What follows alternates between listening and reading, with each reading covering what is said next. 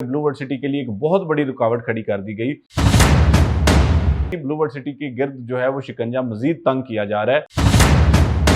सफर जो है वो भी शुरू हुआ है, अभी ये सफर मुकम्मल नहीं हुआ। लो जी, वही हुआ जिसका डर था। ब्लू वर्ल्ड सिटी के हवाले से अक्सर लोग इस खदशे का इजहार करते थे कि जितने बड़े लेवल पे ये प्रोजेक्ट चला गया है, मुमकिन तौर पर इसकी राह में कोई ना कोई रुकावट जरूर डाली जाएगी।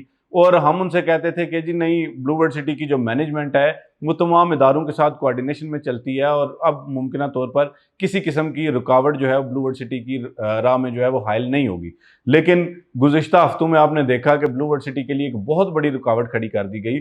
और वो तमाम लोग जो कि ये कहते थे कि जी ब्लू वर्ल्ड सिटी अब इस लेवल पे चला गया है कि अगर एनओसी ना भी मिले तब भी ब्लू वर्ल्ड सिटी जो है वो एक कामयाब प्रोजेक्ट के तौर पर इमर्ज कर जाएगा। इसमें कोई शक नहीं है कि ब्लू वर्ल्ड सिटी जो है वो अभी एनओसी के लेवल से तो काफ़ी ऊपर चला गया, क्योंकि आमतौर पर जब किसी प्रोजेक्ट के पास एनओसी नहीं होता तो वहाँ पर सेलिंग नहीं हो पाती, वहाँ पर डेवलपमेंट नहीं हो पाती।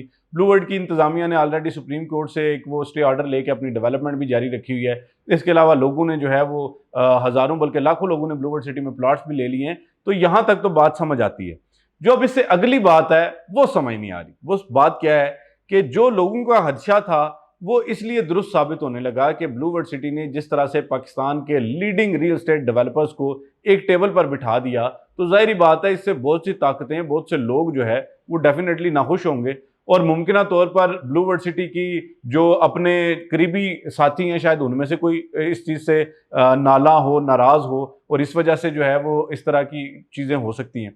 बहरहाल किस्सा मुझसे ये है हजूर के ब्लू वर्ल्ड सिटी ने जितने बड़े दावे करने शुरू किए हुए थे, तो हमें ये चीज़ पहले से एंटिसिपेट करनी चाहिए थी कि आज तक पाकिस्तान में जितने बड़े बिग विग्स हैं, जितने बड़े डेवलपर्स हैं, बहुत बड़े बड़े नाम हैं पाकिस्तान में, वो आज तक कोई ऐसा प्रोजेक्ट नहीं ला सके।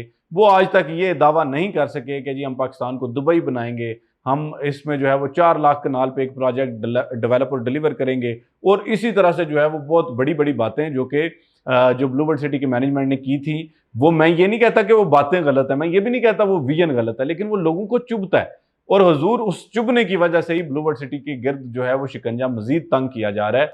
मैं इस बात पे 100% मुतमईन हूँ कि इंशाल्लाह अल्लाह ताला ने चाहा तो जो लोग पाकिस्तान की तामीर और तरक्की के लिए कोशिश कर रहे हैं, अल्लाह ताला उनको सेहत दे, सलामती दे। वो ज़रूरी नहीं साद नज़ीर साहब हों, वो बाकी भी जितने बिजनेसमैन या जितने लोग कर रहे हैं, हम उन सब के साथ हैं और हम अखलाकी तौर पे भी उनके साथ हैं इंशाल्लाह। तो मसला जो हुआ वो यही था कि बहुत से लोग पहले से इस खदशे का इजहार करते थे और हम कहते थे कि शायद ऐसी चीज़ें नहीं होंगी, लेकिन अब जो है वो ब्लू वर्ल्ड सिटी को इन तमाम मसाइल का सामना करना पड़ रहा है।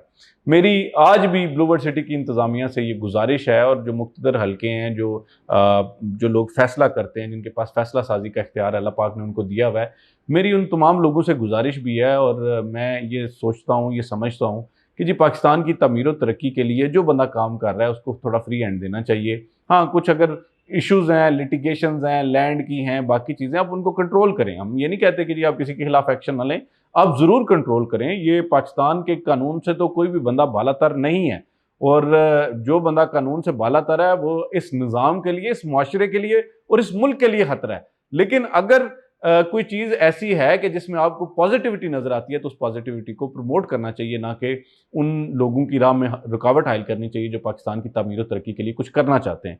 तो अगेन मेरा ब्लू वर्ल्ड सिटी की इंतज़ामिया से भी ये मुतालबा है कि जी इदारों का एहतराम करते हुए और तमाम जो कवानीन हैं उनका एहतराम करते हुए प्रोजेक्ट को आगे लेके बढ़ना चाहिए, क्योंकि अभी ये सफ़र जो है वो भी शुरू हुआ है, अभी ये सफ़र मुकम्मल नहीं हुआ।